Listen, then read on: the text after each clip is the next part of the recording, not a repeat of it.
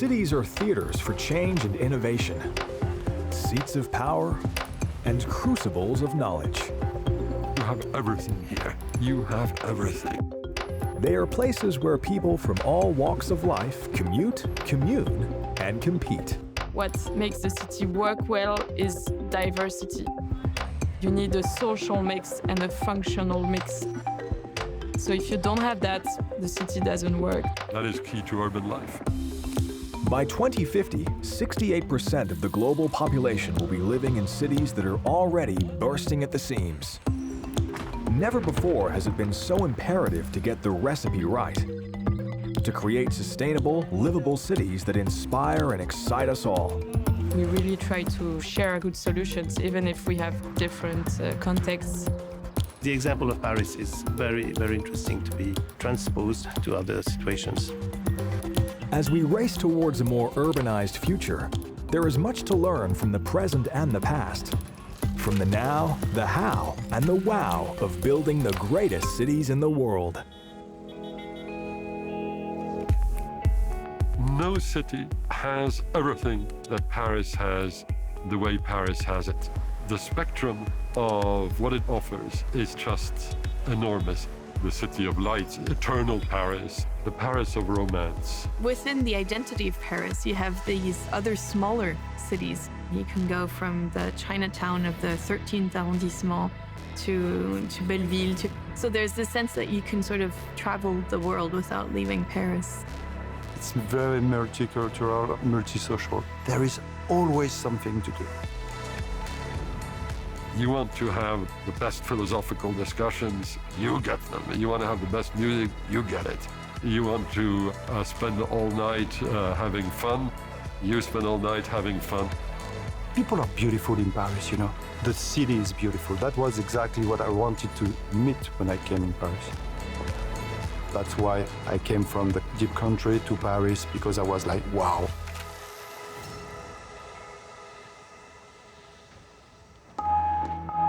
So this is Paris, the city of dreams, the irrefutable capital of culture. It's home to 297 museums, 836 theaters, 119 Michelin-starred restaurants, and it welcomes around 40 million visitors per year. It is in every sense a global city, the envy of France and the rest of the world. Paris is seen as the big center, the administration center, the political center. Power sits in Paris. Paris decides and the rest of France follow. There is a kind of resentment or maybe jealousy from the rest of the province in France. There really is a disequilibrium between Paris and the rest. Paris concentrates not only economic but political power, education. So for a long time the best university, all the grand écoles were in Paris. So everything happened in Paris, which explains why you have that many people coming. The city established its air of superiority several centuries ago, when, according to the writer Pierre de Mavereau, the rest of the earth was nothing but its suburbs. And Paris now, what we call Paris, is really the central district, the much larger city, the Grand Paris, Greater Paris. Paris has 2.2 million inhabitants, Greater Paris, 12 million inhabitants. Widely considered the most diverse city in Europe, 23% of the population identify as immigrants. Already by the end of the 19th century, there was a large, almost 50,000 Italian people living in Paris. And then more people coming from the colony, the one we know today, so Algerian, Moroccans, Senegalese more recently. And so these people contributed, demographically. And of course, they contributed also in other ways, in terms of, culture. Natives of Paris have always been a minority in their own city. Migrants are the mortar, the lifeblood of the city, the people who came. And for most of its history, Paris has been what we say negative in terms of demographic. It means there was more deaths than birth. So without any contribution from outside, it would have declined and disappeared. I would say immigration has more than affected, it has built Paris. People from beyond its borders have contributed significantly over the centuries to the brand of Paris. Frédéric Chopin, Pablo Picasso, Marie Curie. To quote Sacha Guitry, a famous French actor from Russia, being a Parisian is not about being born in Paris. It is about being reborn there.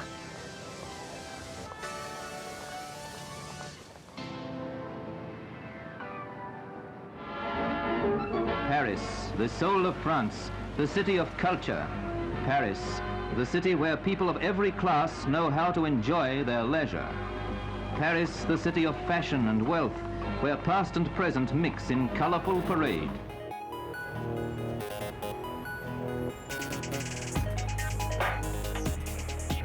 When you live in Paris, you live with history. I think maybe even more so than in other major capital cities around the globe. The presence of history is there on every block. Now, Paris is a city which has a tremendous power of expression. It's a long history, more than 1,000 years. There is proof of settlement from even prehistorical time. What we know about it is when the Romans start to mention the city of Lutèce, which was one of the cities of the Galit tribe that were living nearby, the Parisi, so hence the name. When the Romans conquered the Parisi in 52 AD, the settlement was not particularly significant. So there were a lot of very important cities at the Roman time, and Paris was very small, probably like 10,000 inhabitants at most. Much smaller, for example, than Lyon in France, or Marseille in the south, which were bigger cities at the time. So small city, but in a very good location, and I think the geographical location of Paris is very important to understand its development, past and present, and maybe future development. Because Paris stands in the middle of a kind of plain, very fertile, with a forest, also a good diversity, with the river Seine. So a good situation, and the fact that you could cross easily the Seine River because of the presence of islands in the river, in fact, explain the settlement of the first village, and then the Roman city on the left bank of Paris. The population grew considerably during the Middle Ages, as did the stature of the city, rising in importance as the Kingdom of France was formed. Ile-de-France and the Kingdom of Ile-de-France grew little by little, absorbing its neighbors, fighting against the Normans. And by 1800, it was 500,000 strong, forming one of the largest cities in Europe.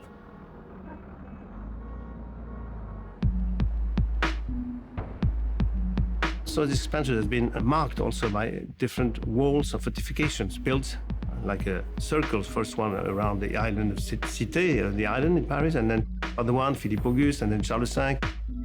And then the last one being built in 1841. The wall of the Farmers General, built in the 1780s, proved the exception to the rule. The Paris city limits being the one designed in around 1780, with just a wall, not really a fortification, but only a wall for a tax reason, where you could pay a tax when you would enter in Paris with some goods or export goods from Paris. And this was the city limits still in 1850s. 500,000 people in 1800, 1 million in 1850, 2 million in 1870. So a very fast expansion. It's a kind of explosion, which of course was really pushed forward the need for refurbishment, restructuration of the city.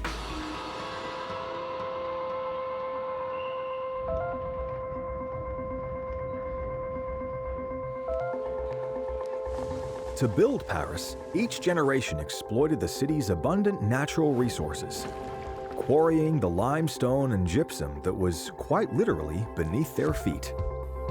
And what happened is that by the 18th century, it was really like a Swiss cheese. So there was a lot of, underground holes everywhere, and people started to worry. So you could have a big hole under your house, you don't even know that it's there. So by the end of the 18th century, they created a committee designed to map, organize, and consolidate these quarries.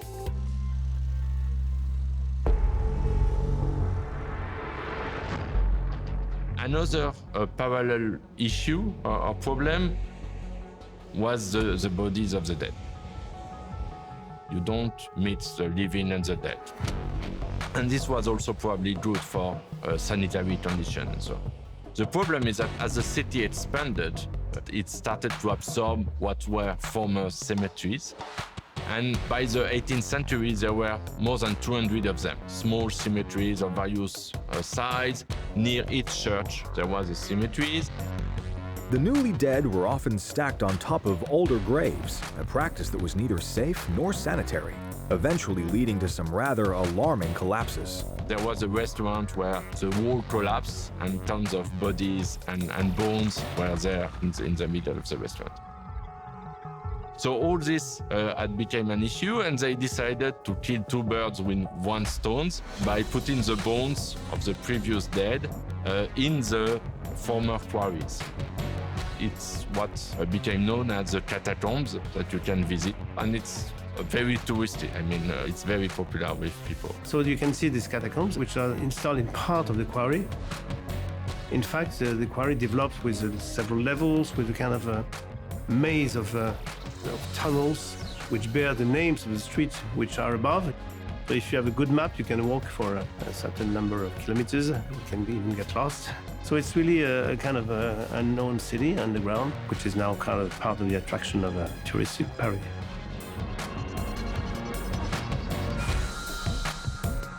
The plague was a frequent visitor to Paris during the 16th and 17th centuries.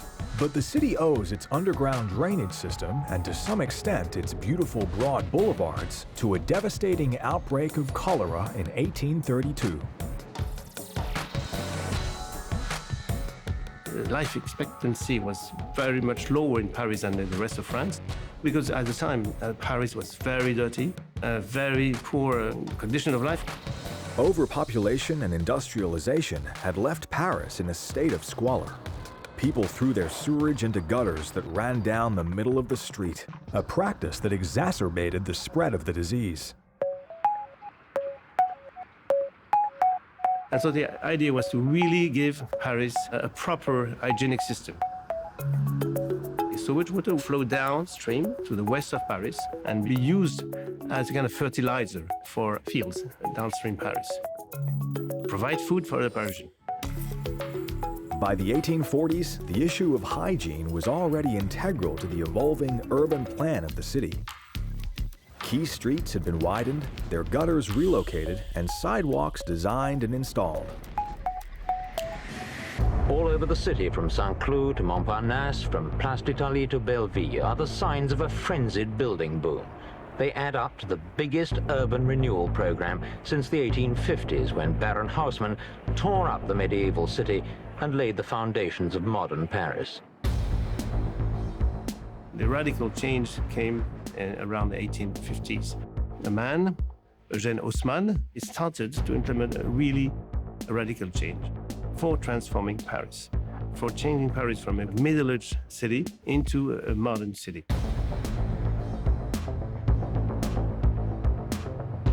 19,730 buildings would ultimately be demolished to make way for one of the most extensive voluntary public works programs in European history.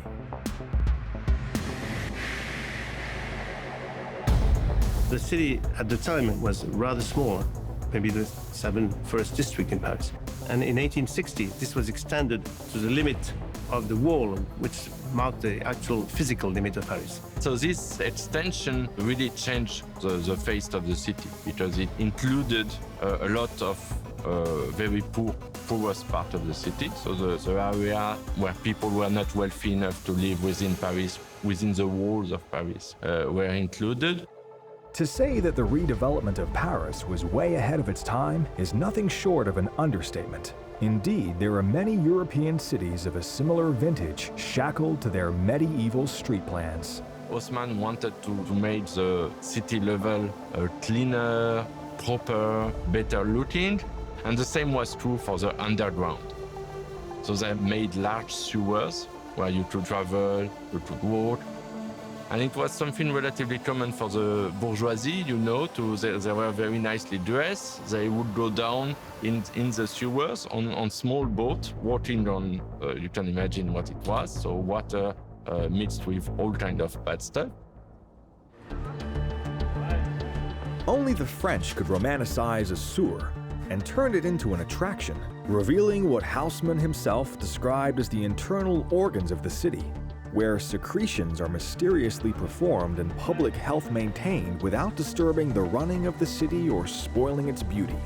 But at the beginning of the 19th century, you had like 15 kilometers of sewers, all in Paris. To give you an idea, today it's like 2,000. And most of these 2,000 were built all over the 19th century. Each sewerage tunnel beneath the city mirrors the street above, complete with blue and white enameled signs and numbered plaques identifying the outflow from individual buildings. Haussmann also commissioned reservoirs and aqueducts to bring clean water to the city, and linked new train terminals with his signature avenues. So there was some ideas that were important for the development of the city. So helping the circulation of people, of goods, of things through the cities, and also helping the circulation of soldiers. So if you have a revolution, you want to be able to crush it more easily, so you need to have this very big, large avenue, which were one of the trademarks of Haussmann. The idea of Haussmann was to not only to create new streets, but also to have these streets constructed at once with new buildings, following very strict regulation in height, in typologies, to ensure there was not a uniformity, because all buildings are different, but in fact a very strong homogeneity in the image of the city. There was supposed to be a proportionality between the width of the streets and the height of the building, in order not to cut too much light into the street itself. And the floors were organized socially. So the first floor was the floor for the most wealthiest, because there was no elevator at the time. Typical, that we call now Haussmannian building. It's 5 stories high, with maybe 1 or 2 stories in the roof, with a stone facade, with a roof in zinc, and so on. So that was a way to give a distinctive look at Paris, while at the same time creating this new infrastructure of streets.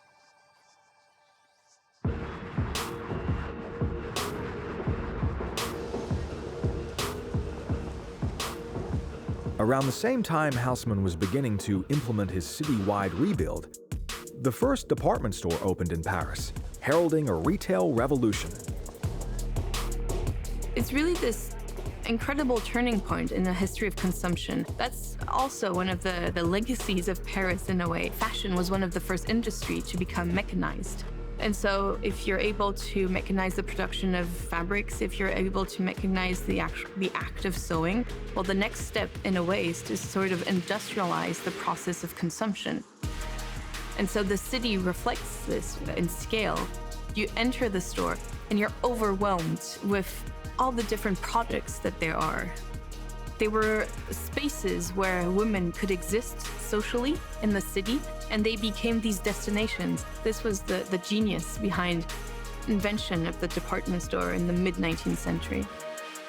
Designed by Gustave Eiffel, Le Bon Marché was quickly followed by other iconic stores that adopted the same commercial philosophy: La Samaritaine, Galeries Lafayette, and Printemps.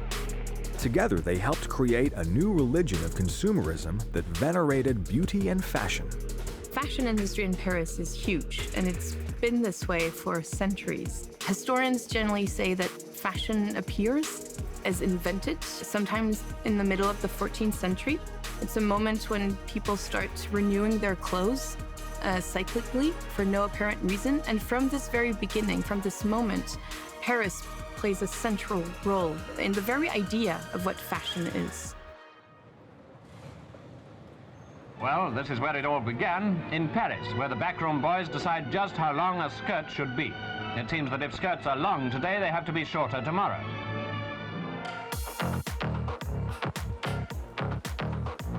It's not just garments, it's the music, it's the architecture, it's the way people would behave, talk. Fashion is a much bigger idea. So Paris played a role within this context, not just producing new garments, but contributing to a new attitude, a new lifestyle, and it has done for centuries. Historically, French people have always been admired for their style, for being forward-thinking in terms of sartorial decisions, in terms of taste. The industry and culture of fashion are integral to the past, present, and future vitality of Paris. Jean-Baptiste Colbert said that fashion should be to France, and so to Paris, what the gold mines of Peru are to Spain. So this idea that it was sort of an endless source of wealth, and that if you were able to organize it, if you were able to understand how to profit from it, it would be a never-ending source of wealth and a great trigger for the economy, really. Contributing significantly to the image of the city and its enduring popularity. Paris has had this ability to welcome foreigners, and this is what really made its fashion so powerful. This idea that you would visit Paris through its stores as much as you would visit Paris through its monuments and museums. It's a financial and economical mechanism. Fashion originates in Paris, it grows. The French fashion industry, together with the wider net it casts, employs around 1 million people and generates 2.7% of the nation's GDP. Over 300 fashion shows are held in the country each year, but Paris Fashion Week eclipses them all. A driving force in the Parisian economy, its shows and associated events generate over 400 million euros per year. So the importance of Paris Fashion Week is fundamental for the economy of the city, but it goes far beyond. It's really about claiming a part of the national French identity. Department stores went hand in glove with the Haussmannization of Paris. Indeed, several of the largest stores still dominate the boulevard named in his honor. It's ironic that the final section of that particular roadway was the last of Haussmann's visionary schemes to be realized, long after he'd passed away. And we must credit also Napoleon III for that. A very clear view and anticipation of the city in 20, 30, 50 years. And Haussmann also made our city very dense. The city was already dense before, but he invented a model where density was acceptable. Within the city limits, there are over 21,000 people per square kilometer. Density is sometimes a big word because people say, I don't want density. But actually, in Paris, you realize that's what makes a city ecological and what makes a city walkable and what makes a city nice. We don't have to heat too many buildings because when you live close to each other, like you share the heat and you can walk everywhere. So it was very smart.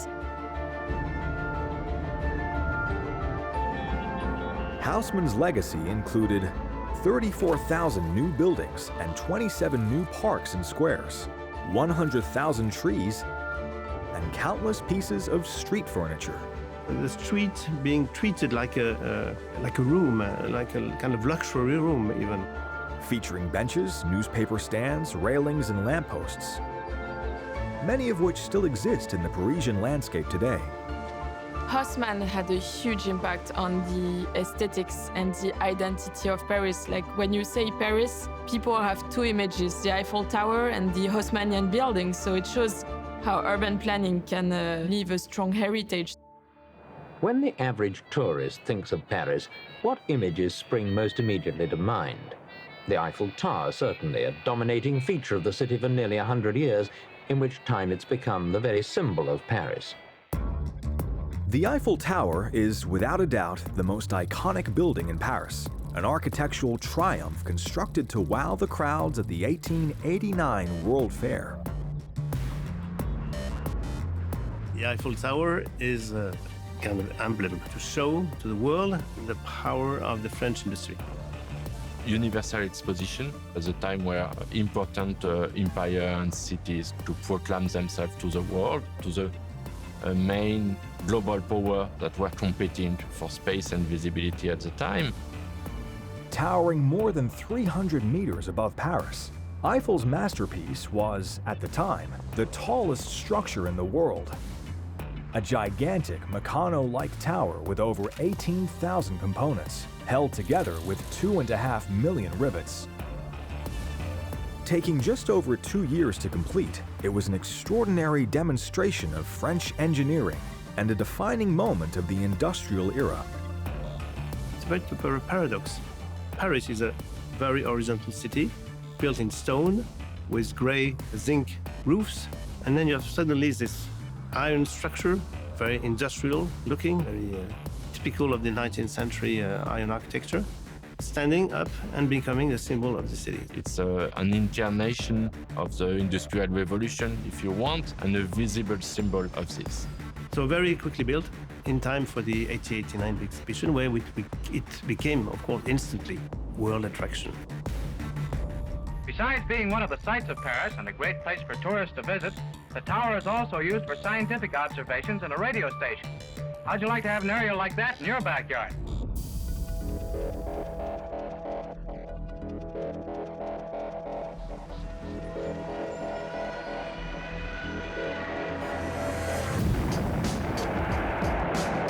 The Blitzkrieg had broken.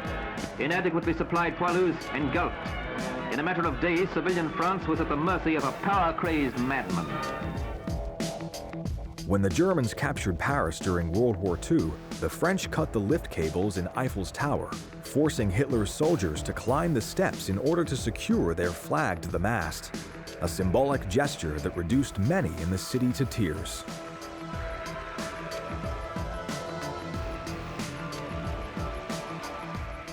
And it was a kind of re-humiliation, so this idea of having foreign troops occupying the city and moving through the Champs-Élysées. Nazi rule had commenced. Death for those who opposed. Liberation was on the way.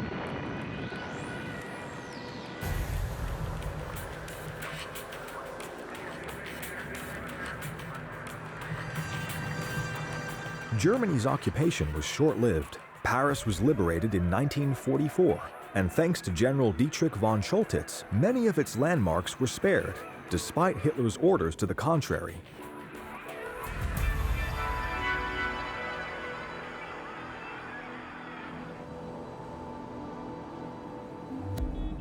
The Paris area, now some 8 million strong, is likely to double its population by the year 2000. Outside Paris, new flats are being rushed up, and 100,000 dwellings a year is the plan.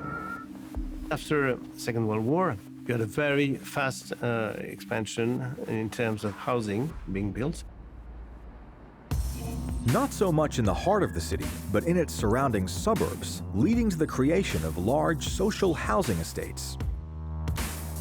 Maybe 1/3 of the French people had a new apartment or a new house. So that's really a huge effort to catch up with what has not been done in between World War I and World War II.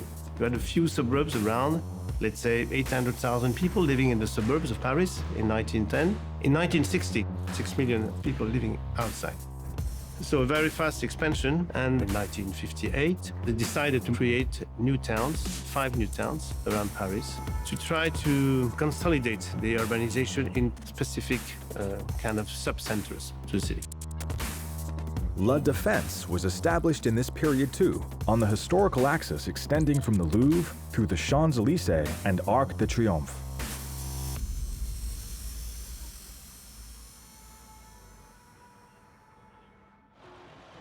All over the city, new tower blocks have risen, equaling Manhattan in their devotion to straight lines and glass frontages. Paris is undergoing a massive redevelopment. And the trend is not just outwards, but upwards. So the idea behind La Défense was to have one business hub outside of Paris and to have the skyscrapers there, which is quite an interesting idea because it helped us keep the identity of the center of Paris. Today, La Défense is the largest purpose-built business district in Europe. It boasts over 3 million square meters of office space utilized by 1,500 companies that employ 180,000 people, most of whom commute into the district to work. Now the problem with La Défense is that it's a bit a monofunctional area, and now we know that people want mixed areas with housing, with leisure. So that's the big challenge of La Défense for the future. There is a lot of resistance to the easy solution high-rise buildings offer when space becomes limited for development, in the city center and its surrounding suburbs, where the alternative is urban sprawl. High-rise buildings do not have a strong legitimacy in terms of social life. Or La Défense even, it's okay, because it's a cluster, it's something which is really takes its value from the fact that not only one tower is there, but a group of towers. Okay, and it expresses maybe power of business or the power of the economy. Okay, but I think we should live on more horizontal cities. As the urban form of Paris continues to evolve away from its Haussmannian hub, there is strong support for plans to completely transform its edges, building a more cohesive, sustainable society by addressing, once and for all, the tension that exists between the city proper and the banlieue, the outlying and less reputable residential areas of Paris.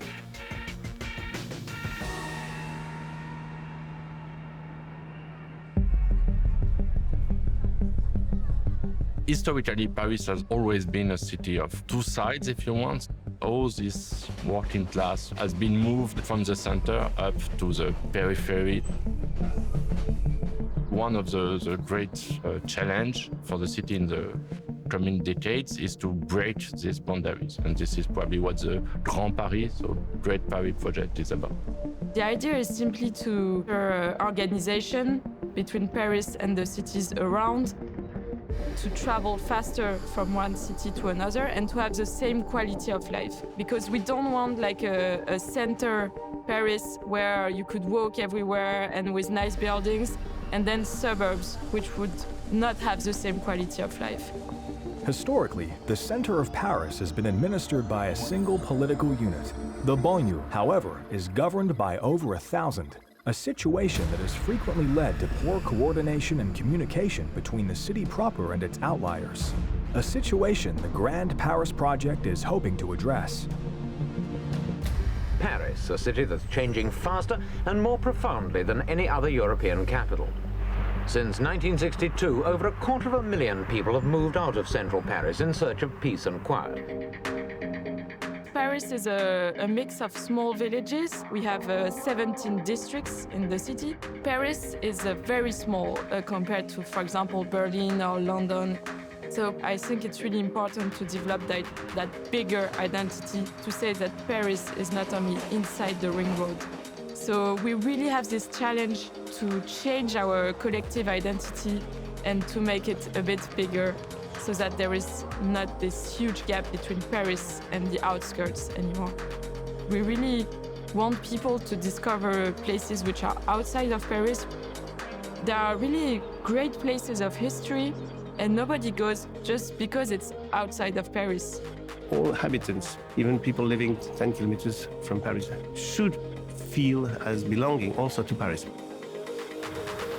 To ease the disparity between the city and its suburbs, many Parisians believe the ring road must change. Parisians affectionately call their ring road Le Périph', short for Le Périphérique. It may have lightened central Paris traffic, but it's also loud, smelly, and a barrier between the capital and the suburbs. It is like a symbolic wall. Nobody would dream of taking a walk through the Boulevard Périphérique. It's a different world out there. I don't think you find anything comparable in any of the other world cities, something where you have this chasm between the relatively affluent center and the less affluent periphery. Boulevard Périphérique is one of the most congested highways in Europe. A 35-kilometer concrete belt around the city that is utilized by over 1 million vehicles every day. The ring road, the Périphérique, is all around Paris, and it's particular because it's very close to the center as compared to other cities in the world, so it creates a lot of pollution, and it creates a huge physical and psychological barrier between Paris and the other cities. And so we really have to change it into more like an avenue, so where you could have more trees and maybe less road, and also space for like buses or bikes. and nice spaces to cross more easily between Paris and the suburbs. It may seem like a counterintuitive move, lowering the speed limit and removing lanes from the highway to lessen congestion, and the plan certainly has its critics. But the bigger point of contention is whether or not altering the ring road will change the attitude of Paris. Even in the congested streets of the capital, the private automobile is first choice as a means of transport. There was, of course, a price to be paid: noise, dirt, and an overall increase in urban blight.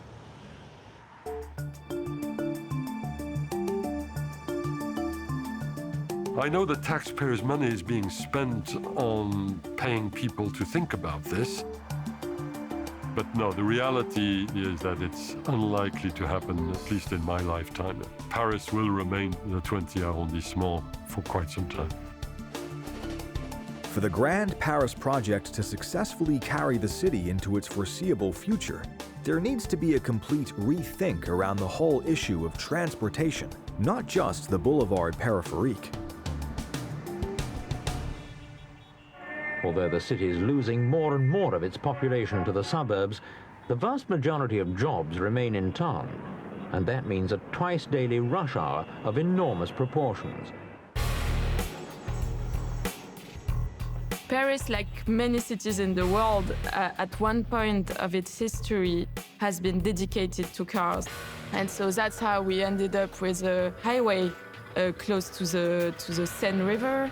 That's how we ended up with a lot of highways.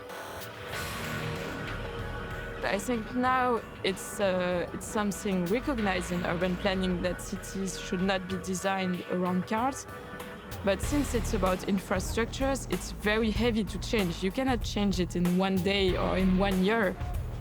But it's also hard to change because it's about people's habits. In Western European countries, private car was considered as a symbol of liberty and independence. So for Paris region, let's say during the 1960s, there was very few investment in public transport and a high rate of car ownership. Traffic jams and parking meters created a deterrent, but by far the biggest incentive not to drive in the center of Paris came with improvements to the metro in the early 70s.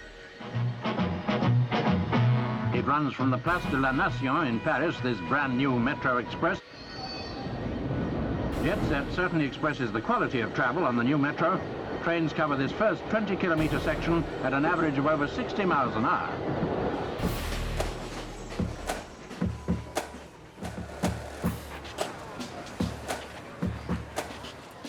In 1900, the first metro line was built in Paris, giving Paris a very dense metro system, very efficient, with very close distance from one station to another, about 600 meters. Today, the metro has 219 kilometers of line, servicing more than 300 stations, and it is used by 1.8 billion travelers per year. But our problem is that this network is almost entirely inside the city of Paris. And so the people who live in the suburbs, most of them don't have access to the direct subway. It increases the contrast between Paris and the outside of Paris. If you want to move from one point in the suburb to another point that may be very next, you may have to go through Paris and then back again, so it takes you a lot of time. The Grand Paris Express will address this anomaly, but it won't be fully operational until 2030. The metro system in Paris is about 200 kilometers, so it's kind of doubling the metro. And it will really change the life of millions of people who live in the suburbs. So now it's the biggest transportation project in Europe. It's really a huge project. The project will see 200 kilometers of new track added and 68 stations opened, requiring an estimated investment of $43 billion US.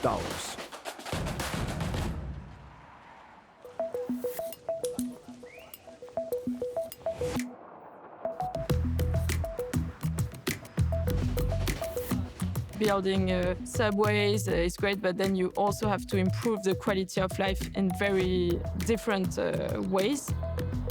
So it's about creating parks, about creating bike lanes everywhere, not only in the center of Paris. Car sharing is very important also, because if everybody was car sharing, we would have like 3 times less cars. So it's also a solution.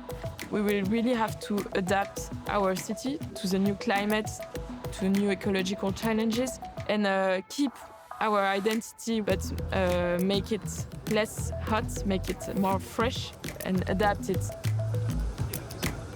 Our buildings, our streets, to show that this is compatible with ecology, with also parks and trees. We have to be more bicycle, we have to be more green, we have to be more social. And it changed a lot so fast just because one people decide that Paris should be more in its time. The more people you have in a well-designed city, the higher the concentration, the less emissions of greenhouse gases there are per head of population. If you live in the sticks, you have to do 20 kilometers in your car to buy a loaf of bread. If you live in Paris, you walk 100 yards. It's, what is the better solution in terms of global warming? It's pretty obvious that it isn't to put people out in the sticks. World cities are actually the vanguard solution to global warming, more so than the problem. Mitigating the impact of climate change is now on every urban planner's agenda, due in small part to the Paris Agreement ratified in 2016.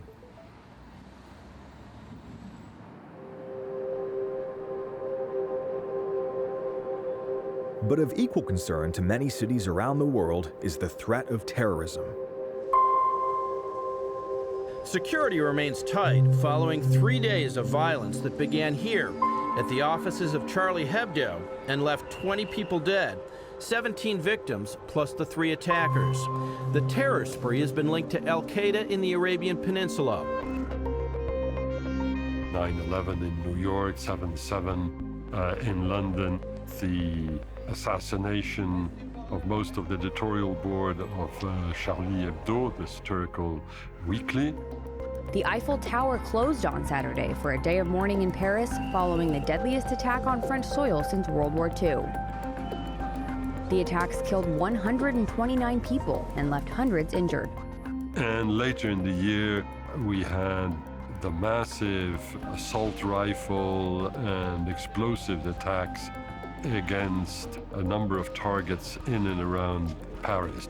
Close to 300 people were killed in France, mostly in Paris, by jihadi terrorists. And to put it in their own words, they went after Paris because Paris is Paris. Paris's days of terror ended in gunfire and explosions in 2 locations Friday. The soldiers of Allah took as their target the capital of abominations and perversion, the one which holds up the banner of the cross in Europe, Paris. A day after more than 1 million people, including some 40 world leaders, embarked on Paris for a unity rally honoring last week's terror attack victims, France is mobilizing its security forces to protect a nation on edge. The jihadis tend to go for big city targets, not only because you can move around fairly easily in a big city, but because they are the hubs of power, the hubs of wealth, and the hubs of whatever ideology or thinking or politics are being made in the countries where these cities are located. Unfortunately, we're kind of used to this, but life is life, and life continues. Life goes on. So they can do this again and again and again. We'll be here. We will never give up. When explaining why they had gunned down more than 130 people, they say hundreds of idolaters were assembled there in a feast of perversion. So their vision of Paris was in a way extraordinarily accurate, that it is a place where people assemble to enjoy themselves, to live a life of freedom. This is what they were attacking. And this is what they wanted to destroy. The best way to fight against these people is to show absolutely no fear. Paris was shocked to the core, compelled to enhance its security despite the risk of inflaming religions' divisions and scarring the picture-perfect appeal of the eternal city for life. A $40 million bulletproof glass security fence was installed around the iconic Eiffel Tower, inciting many Parisians to object on the grounds that it presented not just a physical barrier within their beloved city, but a philosophical and psychological one as well. Paris has lost part of its charm, part of its poetry. Things that's usually kind of harder now in terms of circulation, parking, security, density of people, but more than that, in relation from people between each other. You don't have this same feeling as you had before. And of course, the events of with the terrorist attack have even maybe enhanced the feeling of uneasiness in terms of security and the uniqueness of Paris, the kind of exceptionality of Paris, if we can say.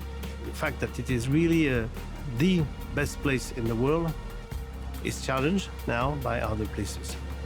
It has to retain this quality because it's really part of what the quality of life in Paris is really also connected to that, to this feeling of being really in a very, very nice place. It's a very nice city still, but it has to improve.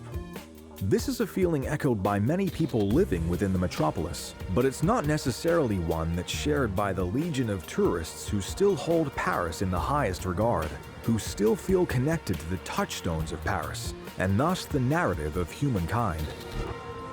We certainly had questions of security, of wondering what was going to be happening, what happened in London, what happened in Paris, what has happened all over the world. Yes, but that didn't mean we stopped. The world is a beautiful place. Everyone's friendly. There's a few maniacs out there. That's not going to change the way that we operate.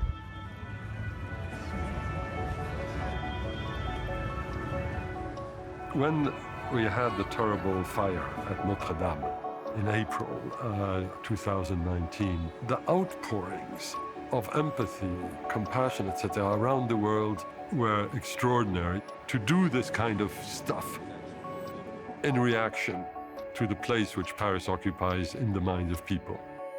This is a form of, in French we talk about l'hommage que le vice rend à la vertu, the homage which vice proffers to virtue.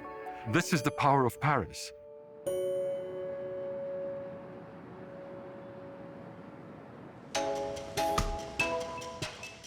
Culture and heritage have always allowed Paris to distinguish itself from the pack. But increasingly, the city is turning heads as it takes on the challenges of the 21st century.